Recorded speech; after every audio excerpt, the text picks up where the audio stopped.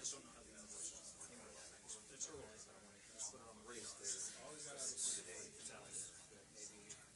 And I talked to Jerry as well. I could also see this being like a 1 o'clock in the morning. She suffered in the cold for an hour. So it is.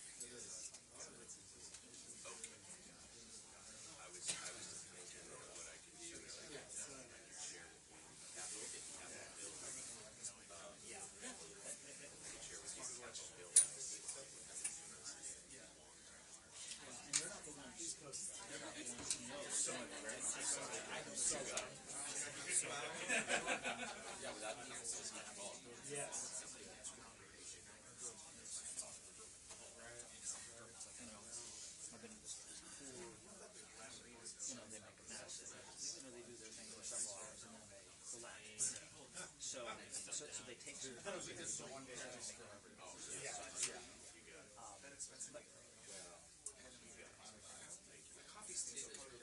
I think yes, certainly, and certainly, and to some degree, by Thursday, if they do, if they think they're really, if this will help you say the Democrats are really more against, they do that 1 o'clock in the morning Thursday, excellent, right, and turn around. Yeah, try to. You see, that's the one that could take the longest amount of time. Okay. Thank you. Hello. Yes, who's calling?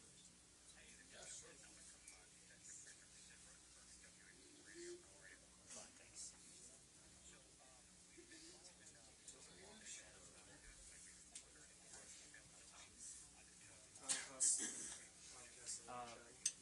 Potentially, you have to put in a request box. Well, you're not going to stand there. The first person I would ask you to email is Courtney. Her last name is U-R. Yeah. Robert. Union Robert. Two letters. And it's Courtney.Hurd@fox.com. Okay? Yeah.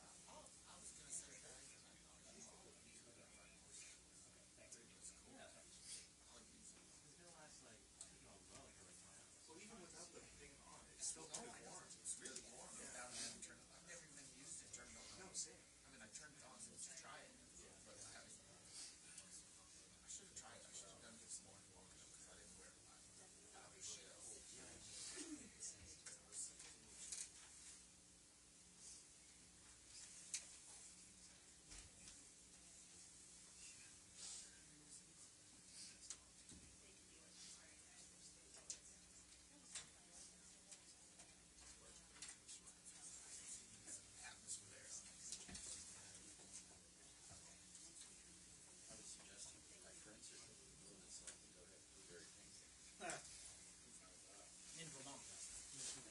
You left that part out. That was the most important stylistic part. It'll take 10 hours. The Eastern markets.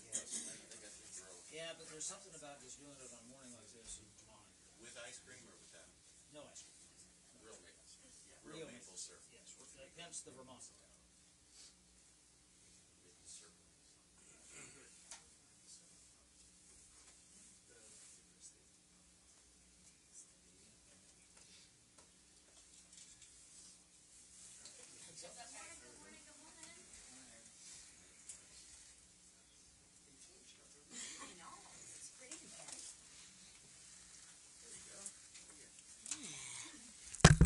I'm still, one of these days, I'm going to bring my stool. Jeez. Good morning, everyone. How are you? Can you feel the excitement in the air? I mean, I was actually walking around in the bitter cold, partially because I couldn't get an Uber, but people are smiling, right? They're in a good mood. It's quite refreshing.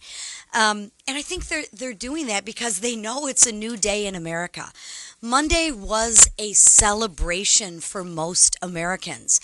However, not everyone is happy about the direction that our country is headed, which is actually disappointing. For example, yesterday at the National Prayer Service, the bishop was extreme in her views, extremely out of line and out of touch. And what she did was uncalled for. Perhaps we should pray for her. Why should anyone block or be opposed to President Trump's agenda?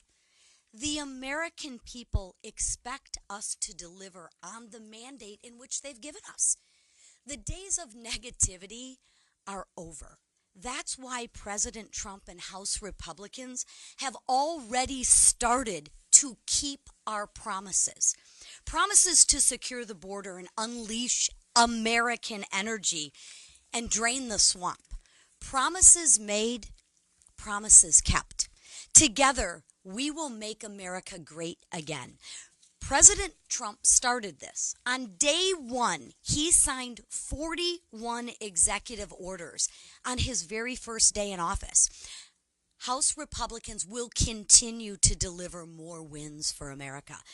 President Trump is even taking, get this, unfiltered questions from you all, the press. I think he's been more available in his first 24 to 48 hours than President Biden was in maybe his whole presidency. It's time for a change, and you better get used to it because America is back. Trump is back, and we're happy about it. And Democrats don't know what to do. For years, they've campaigned on the opposite of our agenda. Now President Trump is more popular than ever, and they're searching for their message. Well, my message to them is that it's not too late to join us in restoring America and American prosperity. This week, we will give them another opportunity to do just that. An opportunity to fix our forests and prevent future tragedies. We will give them an opportunity to advocate for born alive babies. I hope they join us. Instead of voting against women like they did last week, I will share with you America is watching, and America is excited and happy about what they see. They know that our best days are ahead, and now I will turn it over from the gentleman from Colorado, Jeff Hurd. Good morning, everyone. I'm Jeff Hurd, and I have the honor of representing Colorado's 3rd Congressional District. I want to thank Chairwoman McClain for inviting me today, and also Chairman Westerman of the Natural Resources Committee for his leadership on the Fix Our Forests Act. This is a critical piece of legislation. There are 11 national forests in the state of Colorado. 6 of them are in my district. The Multiple Use Sustained Yield Act of 1960, that's a little bit of a mouthful, requires our national forests to be managed for multiple uses, including outdoor recreation, timber management. For decades, though, federal bureaucrats beholden to misguided environmentalists have brought responsible timber management to a halt. They've effectively turned our national forests into national parks. This mismanagement has fueled catastrophic wildfires and set the stage for disasters just like what we've seen in California. Now, the Fix Our Forests Act will change that. It lets the Forest Service do its job, restore forest health, increase resiliency to wildfires, and also to protect our communities, and I am proud to support it. This bill is common sense, and it's necessary. We're going to pass it in the House, work with the Senate, and get it to President Trump's desk as soon as possible. Together, we're going to fight to ensure that communities never face another preventable wildfire disaster again. Thank you, and with that, I'm going to turn it over to Majority Whip Emmer. I think our conference chair led off with this: promises made and promises kept. That has been the theme since President Trump's triumphant return to the White House on Monday. I mean, in one day, President Trump did more for the American people than Joe Biden did in 4 years. Some of us would argue more than he did for the American public in 50 years. From shutting down the woke DEI bureaucracy that poisoned every aspect of the last administration, to ending the CBP One App scam that helped facilitate the worst border invasion our country has ever seen, to rolling back policies that crippled America's energy dominance and our national security in the process, and so much more. One thing is clear, the golden age of America is upon us. And President Trump will stop at nothing to reverse the damage done by the failed Biden-Harris administration, nor should he. It's exactly what he campaigned on. And 77 million Americans gave him an overwhelming mandate to put America first. House Republicans are united and ready to work with the greatest president of our lifetimes and our Republican colleagues in the Senate to get the job done. Failure is not an option, and we're excited by the historic opportunity in front of us to make America great again. And with that, I turn it over to our Majority Leader, Steve Scalise. Thank you, Whip.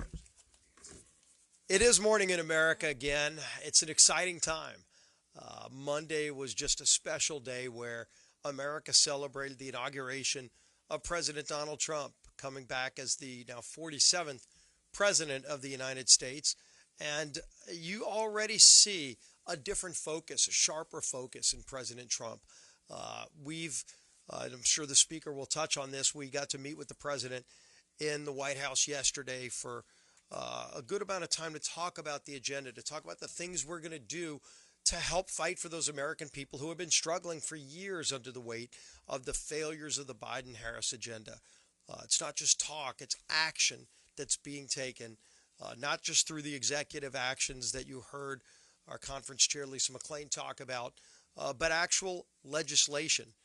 Today, we're going to send to President Trump's desk his very first bill to sign into law, the Lake and Riley Act. And I think it's significant that you look at the contrast between last Congress, where we passed the same bill, and Chuck Schumer made it clear that in a Democrat Senate, they had no desire to stand up for women who were assaulted by people here illegally. Joe Biden would not have signed that bill. But now with John Thune, you have the same House majority, but you now have a willing partner in the Senate that actually wants to confront real problems facing families so that you don't have more Lake and Rileys. You don't have more murders of innocent people because of an open border. President Trump's already taken action to start reversing that open border. We're working now in the budget reconciliation process to address those problems, to secure America's border, to produce more energy in America so you can lower costs for families when they go to the pump, when they pay their energy bill, and it's pretty darn cold. Even in Louisiana, we got 10 inches of snow yesterday in New Orleans. It's pretty surreal to see that there's more snow there than here in D.C. But there is a new sense of optimism, and I think you're going to see it from a lot of us. And you go through all the swing states, you go through the campaign. There were many specific things talked about. You know, we talked about what we would do if we got the trifecta, the House, Senate, and White House. And people wonder sometimes, will they actually follow through on that? And what's encouraging is that now we're actually following through on the promises that were made. It's going to be really good policies for families who were struggling. Help is now on the way. Help is here. Help is at 1600 Pennsylvania Avenue for all those families who have been screaming, crying out for Washington to answer the problems that they're facing. And that help is now going to start delivering results for those families. It's going to be a very exciting time. It's going to be a busy time for our Congress as we work through all of the bills that we're doing this week, next week, and the weeks beyond with budget reconciliation. But it's what we said we would do. When the American people gave us that mandate, they expected us to do this work for them, and we're going to deliver. And the man leading that charge is the Speaker of the House, Mike Johnson. Thank you, Mr. Leader. Welcome to you all. This is really a good time. You heard it said by my colleagues here. So many great moments from Monday, from the inauguration of the new president. As President Trump has said, America's decline is over and the new golden age has begun. We're all excited to be a big part of that. As was mentioned, we had a great meeting at the White House yesterday, spent a few hours over there. First met with the President and the Vice President, J.D. Vance. And as an aside, let me just say how moving it was. As we gathered in the hold room to go in, President Trump came to visit us. Leader Thune was there as well, and our chiefs of staff. And we were standing there talking to J.D., the Vice President. The President walked in, greeted us, and he said, "Hey, let's go take the meeting into the Oval Office." Well, they're still unpacking boxes. You know, the new team is moving in, and all the picture frames are empty and all of that. But thankfully, because we do the transition of power so well in America, the Oval Office was all set up, and it looked fantastic. As we were walking down the hallway, J.D. mentioned, just in passing, you know, I've never stepped foot in the Oval Office before. It's remarkable. And I said, brother, I got to film this. So I just posted on social media a while ago, videoed that, and it was a really historic moment, right? The president walks us in, and the new vice president walks in, and he stands there, and we all look at the grandeur of the place. Only in America can a young man from humble circumstances from Appalachia rise to be the vice president and step into the Oval Office for the first time with that title. It's really something. We live in a great country. Everybody feels this. Everybody feels the excitement of the moment, the excitement of being in a great country. The atmosphere in Washington has changed. I think the Hill Press Corps probably notices that as well. There's a lot of anxious anticipation, a lot of excitement about what we're going to do, and the House Republicans are ready to deliver. What came out of the meetings at the White House yesterday was that we're going to do this in a bicameral manner. You're going to have the Senate Republicans and the House Republicans working together to advance the America First agenda, and we will deliver. Now, the president's wasting no time either, as you saw. It's been mentioned, the executive orders. Just in the past 2 days, just a couple of highlights. Some was mentioned. Listen to this list. He ended catch and release. He shut down the ridiculous CBP-1 app. He began restoring American energy dominance already, restored merit-based hiring for the federal government, and eliminated DEI initiatives, ended the radical gender ideology madness, and revoked the security clearances of the former intelligence officials who signed the bogus and discredited letter about Hunter Biden's laptop. President Trump truly has, as Whip Emmer said, he's done more in the last 48 hours for the American people than Joe Biden did in 4 years. And this is just the beginning of much more to come. 2 notes real quick about legislation this week. We mentioned the Fix Our Forest Act. You know, case in point, the reason this is so important is because we see what happened in California. The lack of leadership there. Mayor Karen Bass and Governor Gavin Newsom having mismanaged virtually every aspect of that in preparation. They did not prepare their state or the city or the county for what was to come. There was a 117 million gallon reservoir right outside Pacific Palisades that was left empty for over a year. They did not manage the forest as they were supposed to, and they let forest debris pile up near homes in at-risk areas. All of this was known. They assumed the risk because they advanced their radical political agenda, and now people are paying a heavy price for that. We think that needs to be taken into account going forward. But the bipartisan Fix Our Forest Act will do what the governor of California would not do, and that is restore the health of our forests and make communities more resilient to wildfires. This is, again, a return to common sense, and that's the theme that President Trump will be echoing over and over, and we will as well. Speaking of that, a matter of common sense and a matter of just basic human dignity, morality, and ethics, we'll be voting at the end of this week on the Born Alive Survivors Protection Act. Here's the question. Don't let anybody distract you from what the question is. If a child is born alive during an attempted abortion and is crying and struggling to breathe on the operating table, should the doctor try to keep that child alive? Or should the doctor deny that crying newborn child medical care and let the child die? Who could answer that question with the latter response? We're going to give them a chance. It's basic humanity. 210 Democrats voted against that bill in the 118th Congress, and we're going to pose that question to them again to see if they'll do the right thing. I certainly hope so. I hope Democrats stand with common sense. I hope they vote for the bill. I hope they stand with basic human dignity. If they don't, you'll need to ask them why they don't believe that those innocent lives deserve to be protected. That's going to be a tough one. With that, I'll take your questions. Chad.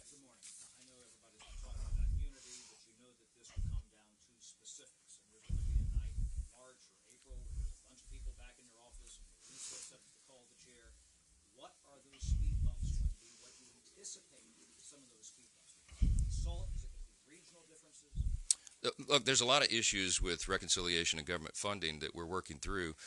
These are healthy family discussions, not just inside the House Republican Conference, but between the House and Senate Republicans. And that dialogue's going very well. The discussions are going very well. People have really deep principles here, and I do as well. We're deeply concerned. Our team is the fiscal responsibility team, and we are worried about the nation's national debt, the unprecedented levels. We're worried about running deficits every year, and we have an opportunity to address that and fix it. And reconciliation is the mechanism by which we can do it most efficiently and effectively. So, having gotten this sort of once-in-a-generation opportunity with unified government, there's a lot of anticipation about what will be in that bill, and there's a lot of discussion, healthy debate right now inside, to make it the best possible legislation that we can. So some of those issues you touched on are the things that we're having discussions with. Whip Emmer's having, I don't know, maybe the 20th listening session, work-through session in his office this afternoon. We just stood with all the House Republicans, encouraged every member to go and participate in these. I've hosted them. The leaders hosted them. We have conference chairs engaged, and we have leaders of the caucuses inside the conference. This is exactly how the Founding Fathers anticipated the process would work. They wanted legislators with good faith, citizen legislators, to come to Washington, D.C. and bring their principles and bring their preferences and come to the table and work it out amongst themselves. It is a healthy thing. We're excited about it, and it's going very, very well. So stay tuned for the details. They're coming. Manu, Farmer. Republicans have long said you guys back the blue. How do you justifiably say that when Trump just pardoned a bunch of violent January 6th rioters who attacked Capitol Police? And if those rioters come to the Capitol, will you welcome them back here? So look, everybody can describe this however they want. The president has the pardon and commutation authority. It's his decision, and I think what was made clear all along is that peaceful protests and people who engage in that should never be punished. There was a weaponization of the Justice Department. There was a weaponization of the events. The following, the prosecutions that happened after January 6th. It was a terrible time and a terrible chapter in America's history. The president's made his decision. I don't second guess those. And yes, it's kind of my ethos, my worldview. We believe in redemption. We believe in second chances. If you would argue that those people didn't pay a heavy penalty, having been incarcerated and all of that's up to you. But the president's made a decision. We move forward. There are better days ahead of us. That's what we're excited about. We're not looking backwards. We're looking forward. Just second row. Good.